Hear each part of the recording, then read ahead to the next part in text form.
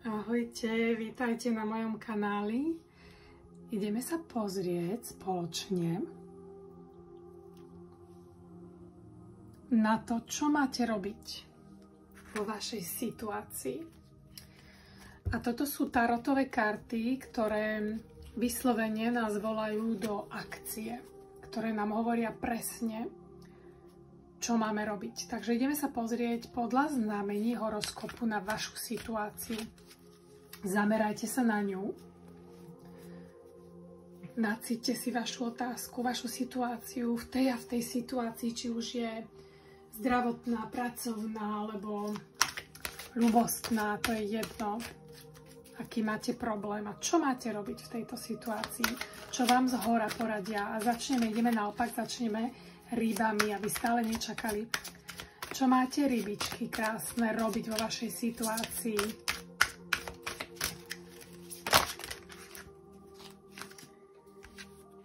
Ryby potrebujú urobiť úsilie, ktoré je nesmierne zaangažované, hlboké.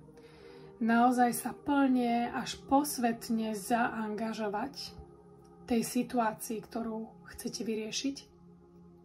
Tam, kde chcete, aby sa vám vrátila energia naspäť, kde chcete uspieť, tak musíte urobiť to úsilie veľmi, veľmi silné, hlboko zaangažované. A ideme sa pozrieť na vodnára. Vodnári, čo by mali urobiť? Vodnár, je tu taký problém, že momentálne tvoja cesta vedie inde. Takže mal by si síce možno prejsť okolo toho, ale nechať tú vodu, aby umyla tie tvoje kroky, tvoje šlapy a prejsť na niečo iné, lebo táde to vlastne zatiaľ tá cesta nejde, nebude tu zatiaľ návrat. Takže vodnár, prejdi zatiaľ na niečo iné. Kozorožec v jeho situácii, čo by mal robiť? Kozorožec tu má krčnú čakru a ešte si dáme na krčnú čakru a ešte čo by mal robiť kozorožec. Čiže tá krčná čakra je vyjadriť vesmíru, čo chceš. A ty potrebuješ jasne vedieť, hej, tá krčná čakra je spojená s tvojou kreativitou, ale s vyjadrením tvojej kreativity. A keď ty to vyjadríš, keď ju prečistíš nejakým spôsobom, tak tvoje sny sa stanú realitou, kozorožec.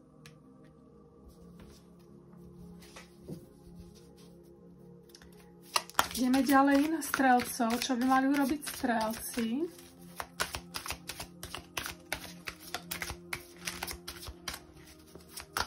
Strelec.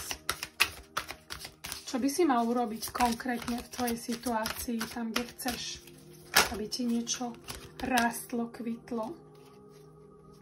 Strelec, keď vystreluješ tvoj zámer, tak je veľmi dôležité, keď robíš ten projekt a projekcie, je dôležité tomu veriť.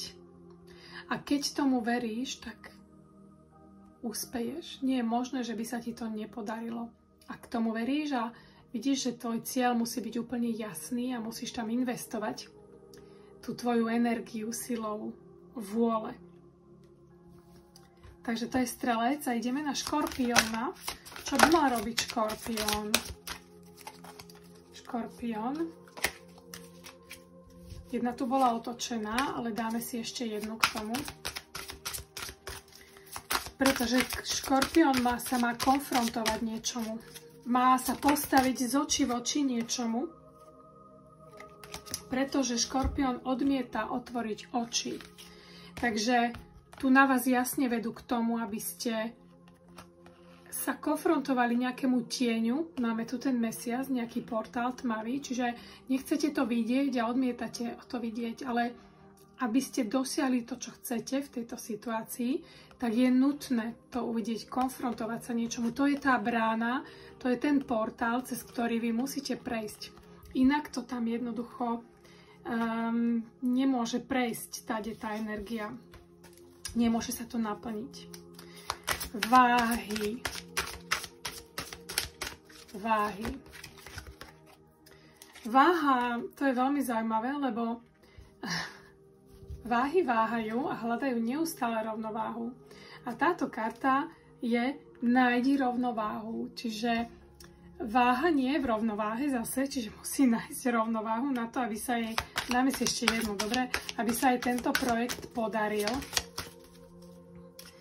A tá rovnováha má byť v tom, v jasných presvedčeniach, ktorým vy veríte a ktoré sú vlastne základom vášho projektu, musia byť úplne jasné. Kým nie sú jasné, tak sa vám to proste nemôže podariť. Takže nájdete rovnováhu v tomto. Váhy. Ideme na panny. Panny.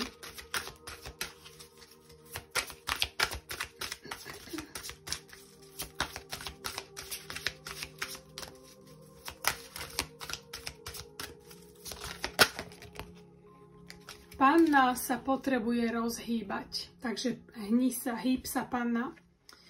Musíš sa pohnúť tým správnym smerom. Proste sa nehýbeš, je tu nejaká nehybnosť zrejme. A pohni sa tam, kam chceš, už mi viac nedávajú. Čiže hýb sa panna, toto je tvoja karta. A ideme teraz na leva. Čo má teda urobiť lev v tej vašej situácii?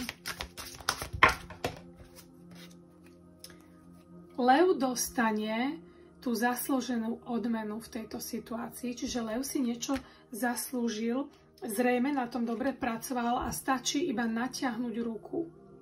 Levovi sa to podarí veľmi, stačí natiahnuť ruku a máš to, lev. Wow. Natiahni ale ruku, kým ju nenatiahneš, tak ju to nedostaneš. Rak. Ako sú na tom raci? Ako sú na tom raci? Plexus. Čakra plexus, čiže tu máme nejaké emócie zablokované. Rak. Čo má urobiť rak? Rak tu má zablokovanú radosť zo života, čiže rak musí nájsť najprv radosť zo života a vnútorné naplnenie. Ak to nenájdeš, rak, tak sa ti to nemôže podariť, lebo to nie je postavené na tom správnom zámere. Všetko môže kvitnúť iba vtedy, keď vlastne je tam ten krásny zámer. A ďalej tu máme blížencov. Čo mám urobiť preto, aby sa mi ten projekt podaril? Máme tu 3 karty pre blížencov. Je tu tá korunová čakra. Korunná čakra. Čiže prijímať z hora môžeš iba keď. Naozaj blíženci, tým, že sú takí trošku, ako by som povedala, brhkí a sprchli, aby neviem, jak sa to povie, rýchlo, hej, tak musia investovať tú energiu veľmi detailne a byť preciznejší, proste sa starať o tú svoju záhradu.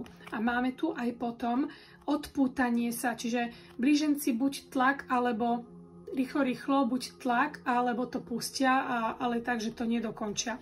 Takže treba, aby obidva tieto extrémy išli do stredu a byť aj precízny, ale ani na to vlastne netlačiť blíženci. A ideme teraz na bíkov. Čo má robiť bík?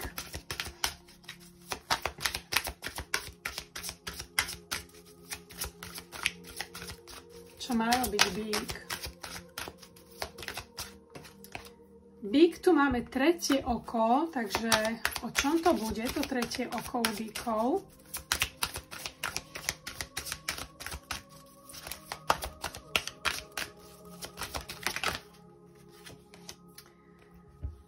Dať a prijať. Čiže bík sa musí pozrieť na to, či má tu schopnosť aj dávať, aj prijímať, lebo bíci potrebujú byť dobre zakorenení v tej materiálnej rovine, ale aby sa vám to podarilo, vy musíte aj dať, aby ste mohli prijať. A to musíte dnes uvidieť. A barán, už mi skáče barán, otvor sa barán. Barán, otvor sa. Brána, otvor sa.